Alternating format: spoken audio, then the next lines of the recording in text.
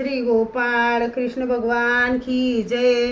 लीळा number 202 Ramdev त्यांचे शिष्याची भेट। दादोस नागदेव भट भट्टोबा आबाईसा मादाईसा उमाईसा अशी सर्वच मंडळी सर्वज्ञांच्या दर्शनाला आली। दादोस जेथून सर्वज्ञांना पाहत तेथूनच दंडोत घालत येत सर्वांनी दंडोते घातली। श्रीचरणा लागताना सर्वज्ञ महादाईसाला हळूच म्हणाले, त्र्यंबकला जाणाऱ्या या बाया तर आमच्याकडे येऊन गेल्या। सर्वज्ञ श्री मुखातले उचिष्ट पान बाहेर टाकणार तेवढ्यात बाईसाने घेऊन ते सर्वांना प्रसाद म्हणून दिले। भट्टोबास मनात म्हणाले, जर सामर्थ्यवान पुरुष असतील तर हे उचिष्ट पान खाल्ल्याने आम्हास आनंद होईल, नाही तरी आम्ही यापूर्वी कीर्तिकांचे उचिष्ट खाल्ले।